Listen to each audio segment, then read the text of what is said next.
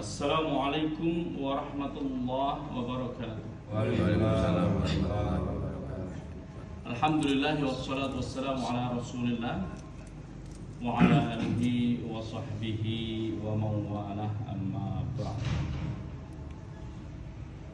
Kaum muslimin yang dirahmati Allah, alhamdulillah kita patut bersyukur atas semua nikmat Allah, wabil khusus nikmat yang terpancar di dalam hidup kita sebagai seorang mukmin, seorang yang muslim. Kaum muslimin, pagi ini kita akan melanjutkan pembahasan kita membaca kitab Tafsir Al-Munir Wahbah Zuhaili, Profesor Wahbah Zuhaili, pada halaman ke-73 83-84. Ini tentang sifatul kafirin. Bismillahirrahmanirrahim. Qala al-musannifu rahimahullahu ta'ala wa nafa'ana bihi wa bi'ulumihi fid dharain amin. Kemarin kita sudah sampai fiqhul haya.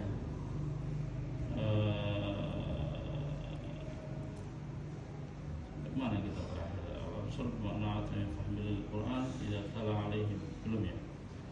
Bismillahirrahmanirrahim. Saya lupa sampai mana. Huyai bin Akhtab ya, terakhir kita membahas ya tentang kita akan baca mulai dari At-Tafsir wal Bayan. Allahumma la ilma lana illa ma 'allamtana innaka antal alimul khabir. Qala al-mu'allif rahimahullahu ta'ala wa nafa'ana bihi wa bi'ulumihi fid dharain amin. Bismillahirrahmanirrahim. Innal ladzina kafaru wa jahadu. Ya, At-Tafsir wal Bayan, tafsir dan penjelasan. Innal ladzina kafaru, sesungguhnya orang-orang yang kafir, wa jahadu dan menyimpang bi ayatillah, dari ayat-ayat Allah, wa kadzabu, dan mereka mendustakan bil Qur'ani, dengan Quran, wa bi Muhammadin sallallahu alaihi wasallam, dan mendustakan Nabi Agung Muhammad sallallahu alaihi wasallam. Yastawi indahumul indzar wa adabihi. Yastawi indahumul inzaru wa adamuhu. Sama saja mau diperingatkan atau tidak. Fala tata'athara qulubuhum bi. Hati mereka tidak akan terpengaruh oleh itu. Li'annaha mughliqatun la yasul ilaiha nurul ilahi. Karena hati mereka memang sudah tertutup, tidak akan bisa dicapai, tidak akan bisa disentuh dengan nur ilahi atau cahaya ilahi. Wala yashruqu fiha imanun, dan tidak akan tembus oleh iman. Bisa babi ta'amihim anil haqqi wa ayatillah, sebabnya adalah mereka memang membutakan diri dari kebenaran dan ayat-ayat Allah. Wala yanfudhu ilaiha atharul hidayah wal mau'izah. La yashruqu fiha imanu, tidak akan terpancar keimanan di hati mereka, karena memang hati mereka itu sudah dibutakan sendiri oleh mereka anil haqqi, dari kebenaran. Wala yanfudhu, dan tidak akan tembus ilaiha, ke hati mereka atharul hidayah, pengaruh petunjuk, pengaruh hidayah, wal mau'izah, dan juga pengaruh dakwah. Wali annahum atalu wasailal ma'rifah wan nazar wa tafakkur. Mereka sudah berlibur, sudah enggak mau mikir dengan wasilah-wasilah atau sarana-sarana berpikir, sarana mengetahui, sarana untuk melakukan an-nazar, itu melihat, dan bukan sekedar melihat tapi memikirkan yang dia lihat, tafkir, dan juga merenungkan berbagai hal. Wa imalas sam'i wal basar, dan juga dalam memperlakukan pendengaran dan atau telinga dan mata mereka memang tidak dipakai untuk hal-hal yang positif, yang benar, yang baik. Kemudian Fasbahu yarawna al-haqqa wa la yattabi'unahu, maka meskipun mereka melihat kebenaran, mereka tidak mau mengikutinya. Dikasih nasihat yang enggak mau ikut, dikasih petunjuk yang enggak mau mengikuti petunjuk tersebut. Wa yasma'una fala ya'unahu, mereka dengar tapi mereka tidak mengerti, tidak mau memahami. Fakana jazaa'u 'adzaban 'adziman syadidan la yanqati, maka balasan mereka adalah azab yang besar, yang agung, tidak terputus bisa bagi takdzibihim bi ayatillah, karena memang sebabnya adalah mereka sudah ada motivasi untuk mendustakan ayat-ayat Allah. Fiqhul hayati wal ahkam. Sekarang kita masuk ke memahami kehidupan dari ayat ini, wal ahkam dan hukum. Fi hatainil ayataini, di dalam dua ayat yang kita sebut sebelumnya, itu khatamallahu ala qulubihim dan seterusnya, innal ladzina kafaru sawa'un 'alaihim a'adzartahum am lam tunzirhum, lalu khatamallahu ala qulubihim sampai selesai. Di ayat tersebut tasliyatun lin nabi, tasliyah itu hiburan, lin nabi bagi kanjeng Nabi. Mengapa kok hiburan? Ya kan bebeh ya, di bantah terus sama orang-orang kafir.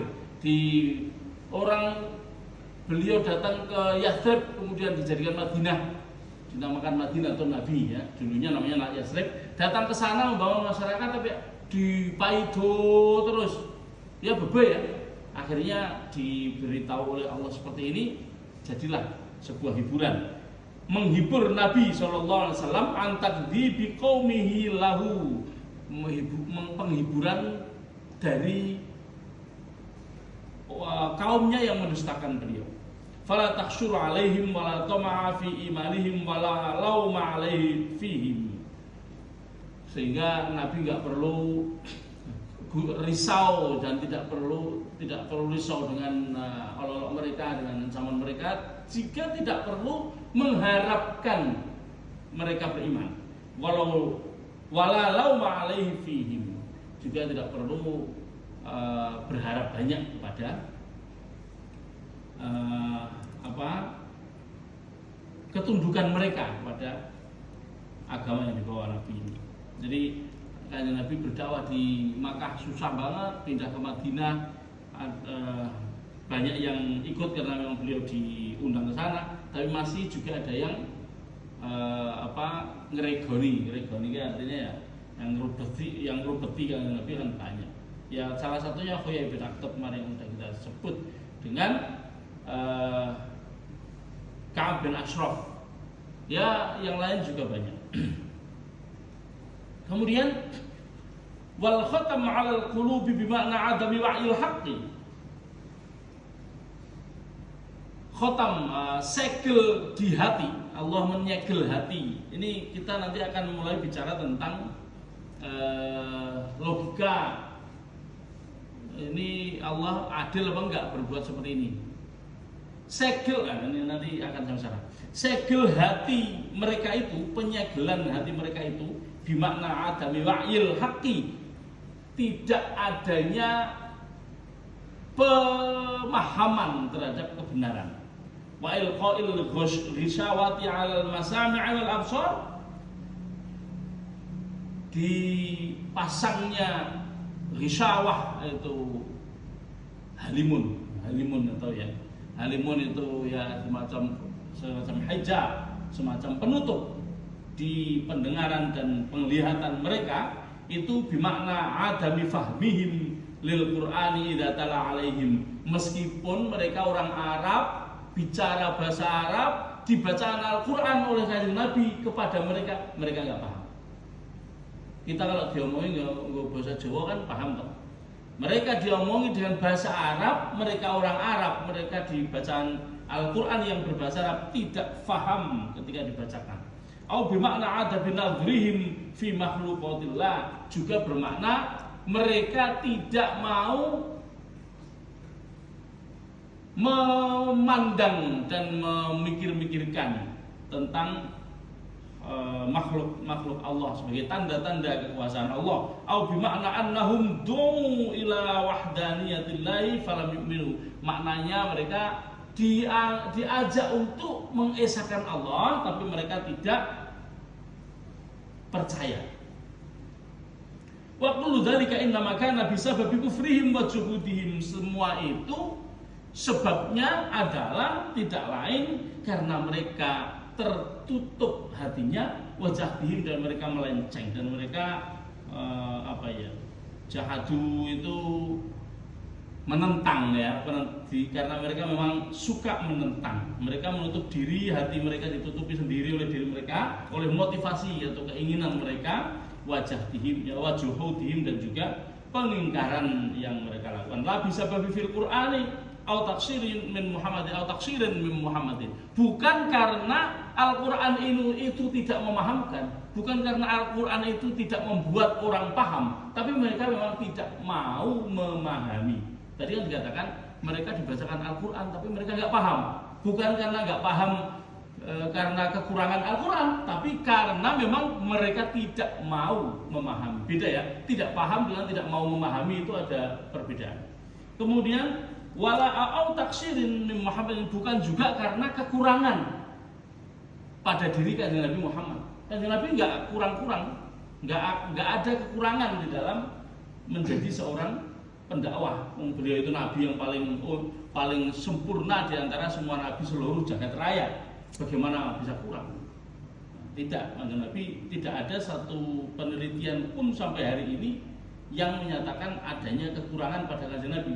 Bahkan penelitian-penelitian yang dilakukan baik oleh orang mukmin maupun orang kafir menunjukkan bahwa Kanjeng Nabi merupakan satu-satunya manusia yang bisa melakukan revolusi dengan sebegitu luar biasa dari zaman manapun, dari seluruh sejarah peradaban manusia. Hanya Kanjeng Nabi yang mampu merubah sebuah masyarakat dalam waktu yang begitu singkat. Au ahadin ba'dahu fi hidayatihim, atau bukan juga kekurangan seseorang setelah beliau dalam memberikan petunjuk. Yang maksudnya orang setelah beliau siapa? Ya Khulafaur Rasyidin, Abu Bakar, Umar, Utsman, Ali, dan seterusnya. Fahumul mutasabbibuna likulli dzalika. Mereka sendirilah yang menyebabkan ketidakmampuan mereka menerima ajaran agama ini. Al-mu'riduna an istikhdami wasaitil ma'rifah as-salimah. Mereka memang menolak untuk menggunakan wasaid, itu adalah sarana pengetahuan yang sehat, yang benar, fi i'tiqadil haqqi wal 'amali bihi, dalam memahami dan meyakini kebenaran al-haq dan wal 'amal bihi, dan melaksanakan kebenaran tersebut.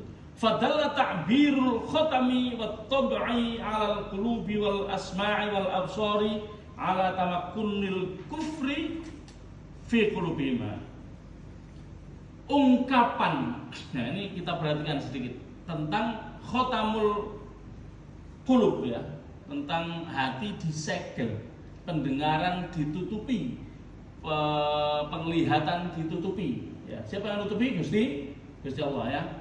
Khatamallahu ala qulubihim, Allah menyegel hati mereka.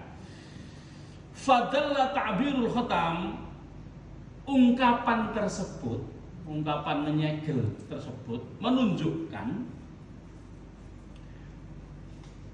berlangsungnya kekafiran, ala tamakkunil kufri fi qulubihim, berlangsungnya kekufuran di dalam hati mereka. Hatta faqadu ad-dawa'i wal asbab, sehingga mereka kehilangan motivasi dan sebab. Allati tarshuduhum ilan nadhar, yang menjadi pedoman mereka untuk mempertimbangkan wal tafakkur, dan merenungkan fi adillatil imani wa mahasanihi wa mahasanihi, dalam memikirkan, mempertimbangkan tanda-tanda keimanan dan mahasin atau keutamaan keimanan. Wa asbahu fi hayatin aw 'adatin ta'allufil juhud wal 'isyan, sehingga mereka menjadi orang-orang yang terbiasa terus melaksanakan juhud. Juhud itu tadi pengingkaran, wal isyan dan maksiat. Karena mereka tidak punya motivasi selain itu, selain ingin kufur, selain mendustakan, maka mereka terbiasa melakukan penyimpangan dan kemaksiatan.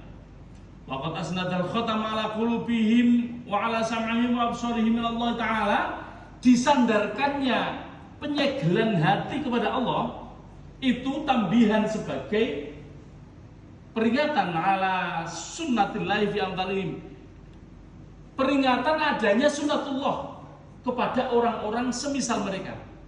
Mereka itu siapa? Ingat bahwa ini ayat ini turun karena adanya pengingkaran yang dilakukan oleh siapa? Huyai bin Akhtab, kemarin sudah saya jelaskan, ya, yang terus menentang kanjeng Nabi.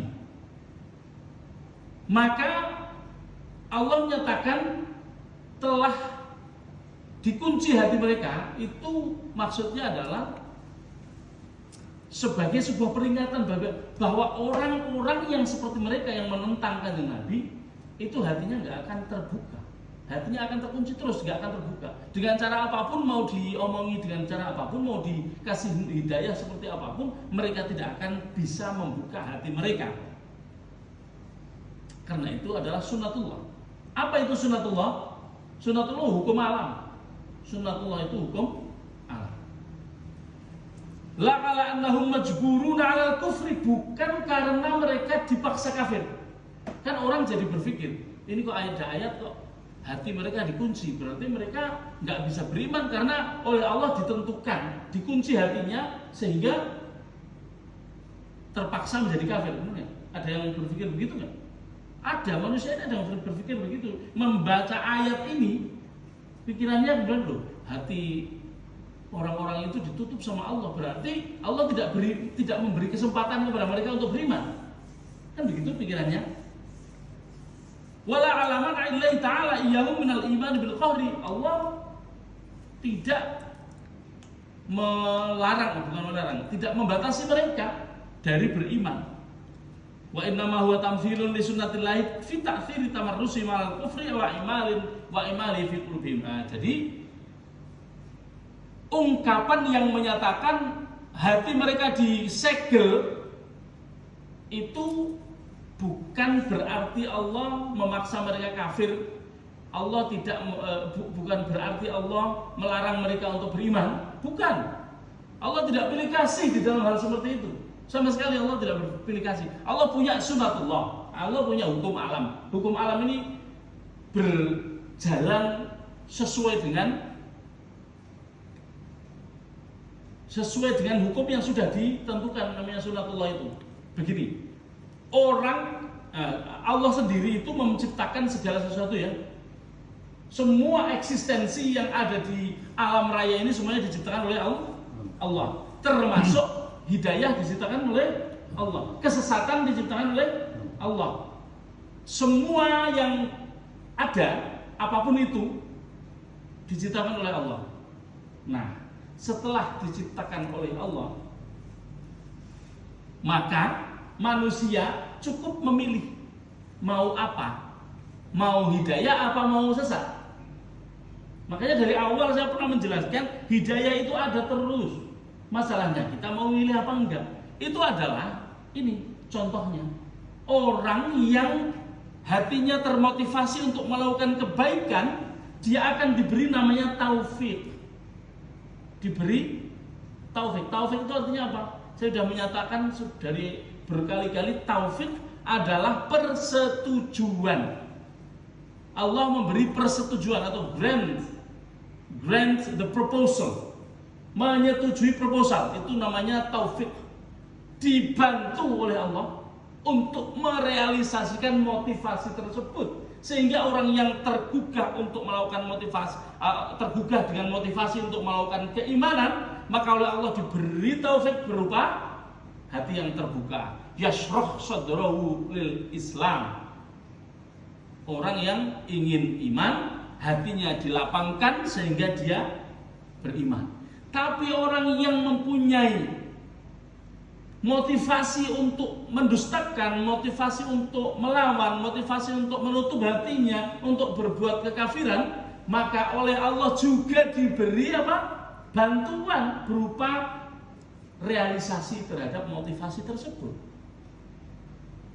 Manusia ini tidak memiliki hak atas Allah. Ingat ya, Allah tidak bisa dipaksa. Allah tidak punya kewajiban apapun kepada manusia. Allah tidak punya kewajiban untuk mengislamkan orang. Allah tidak punya kewajiban untuk memberi rizki. Allah tidak punya kewajiban untuk apapun, nggak punya kewajiban kecuali yang Allah tetapkan pada dirinya. Contoh yang ditetapkan pada dirinya, contoh orang yang berpuasa, maka Allah menetapkan dirinya orang itu masuk surga. Itu kecuali yang ditetapkan. Tapi sebenarnya Allah tidak punya kewajiban apapun. Kalau Allah memberi rezeki, memberi jalan kemudahan, memberi taufik terhadap orang yang beriman, itu hak prerogatif Allah.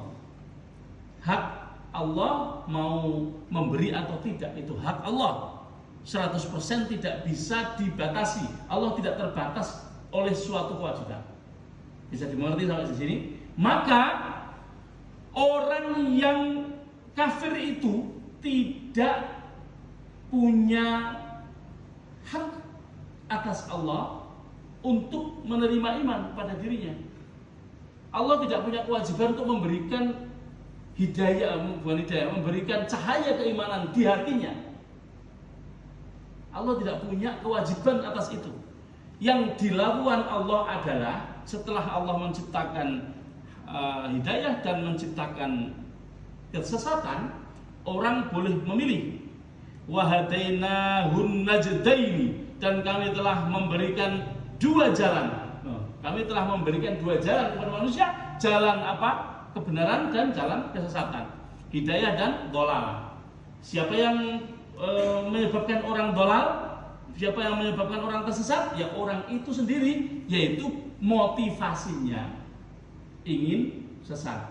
Mungkin bukan motivasi ingin sesat, tapi motivasi misalnya sakit hati karena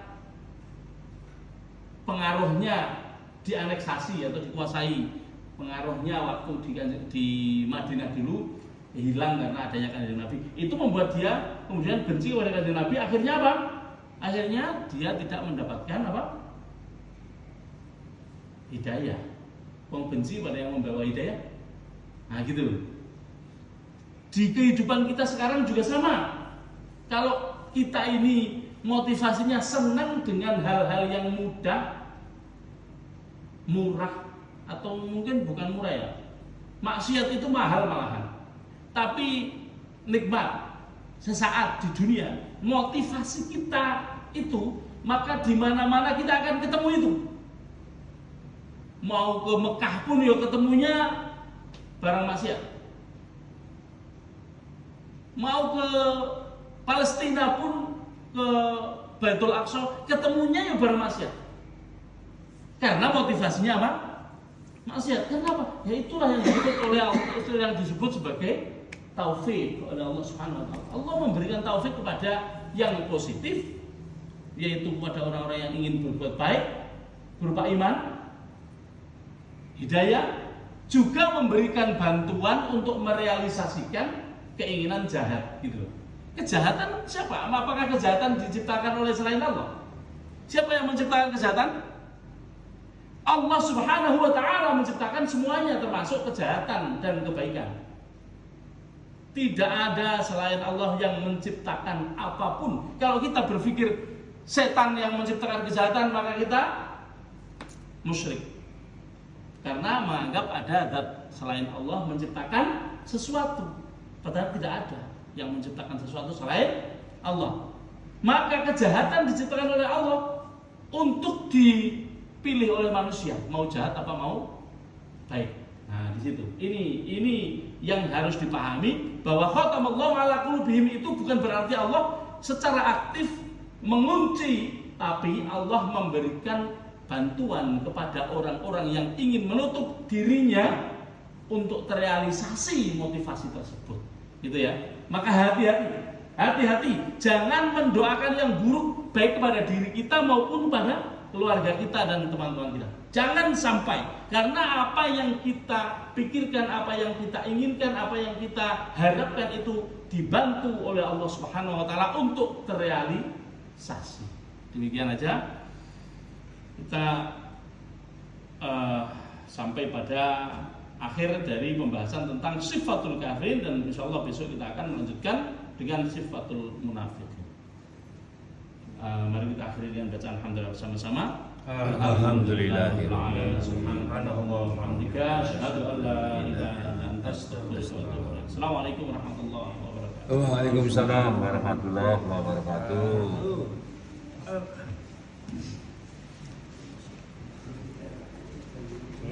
Dia rumah Oh, malah pas.